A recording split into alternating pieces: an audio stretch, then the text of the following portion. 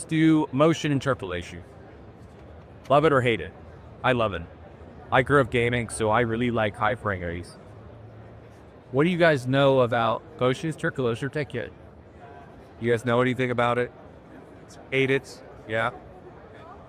So, director and cinematographer test, right? What do they intend? 24p. It's what it all comes out as. You turn off motion interpolation on the TV, what does that give you? 24p. You turn off motion interpolation on a barcode interface, what does that give you? 24p. Are they the same though? No. Because this handles motion very differently than that, right? Cinematographer and the director intended you to see it on something like this, like not this. So it's important to recognize that what we all romanticize about is not this. My opinion, black frame insertion and motion interpolation were created on TVs to get us back to this from this god-awfulness. You don't realize what this is until we're able to put things right next to each other.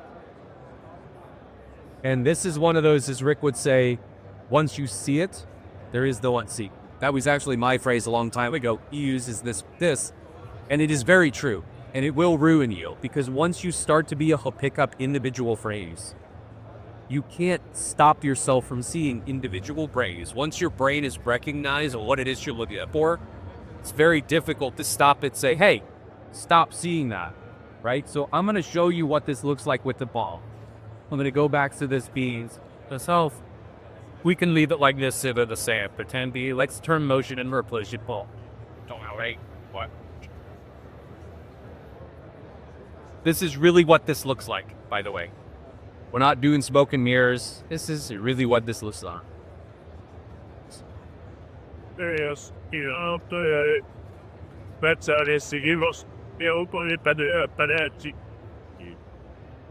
So not egregious, okay?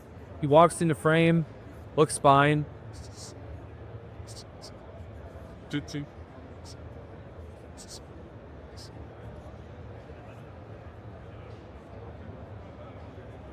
we were to come back and now I'm going to turn it on. I'm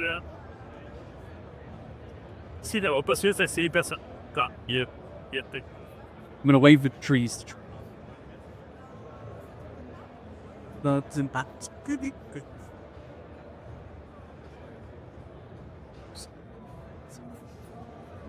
Yeah.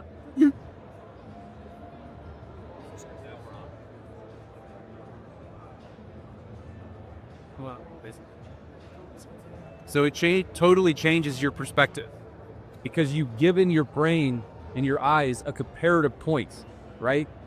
You only saw 24p, but once you saw this, there was no unsee that. So now watch what happens. I'll turn it off again. Give yourself a second to adjust. Starts looking okay until we turn it back on.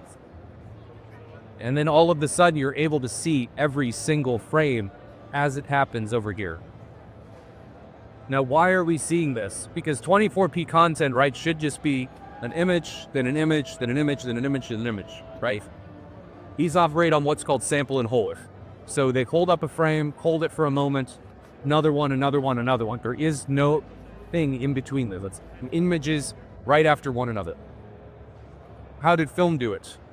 Film did it with bringing frame in front of a light element, fade it in, fade it out, black bar. You have this constant transition from content to nothing. Content to nothing. How did CRT do it? It drew in. Again, it fades. Plasma. Pulsed. There was a fade. This, instant on. Why is that a problem? DLP is a little bit different. We'll talk about that one. Why is that a problem? It's a problem because humans have what's called persistence of vision. And persistence of vision forces you to hold on to something for a moment. Like you look at that sign and then look at this sign very quickly. When you're thinking about it, you drag that, so this. And that's exactly what happens when we see 24p content. You are dragging the minute changes in each individual frame into the next.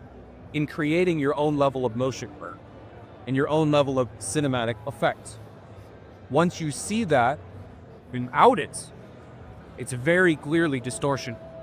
So motion interpolation allows our brains to see things much quicker, and we start to have the persistence of vision so fast that we don't even notice it.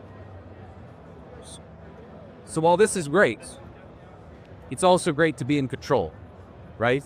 Because this is way too smooth for some people. There's actually a level above this that I like. I guess I've ruined myself. I like super smooth, super realistic. I'll show it at the very end. But let's say this is too smooth. Let's go down to low. Let it restart. And I want you to notice how similar these are to each other now. After this, I'll still feel it. I did that. There's actually 3 levels below this. So while smoother, as we pan left, we're starting to bring back some of the perceivable distortion. So you can see a little bit of judder on the right now. Still looks better, but if you're a purist, this may suit more of your fancy. Now, what a lot of people don't know, Barco is one of the purest out there, is that motion AI is on here on the Nerfus, it is on the Heimdall, and it is on the wall. And it is on because Barco recognizes that it makes the image just a little bit better. And it's on at a very low level. And it may not seem like it does anything. Like this may not seem like it's doing anything. And so we split the screen. And as this restarts, watch what it does to native 24 against even the low settings. It's called Retify. And this is at 120p. 24 is a natural divisor of 120. So we just duplicate frames over here to make it look identical to native 24p comp. So as we pan, it looked very similar before. Way smoother now on the left in comparison to native 24 on the right. But you never would have noticed that unless they brought the comparison even closer on the right side.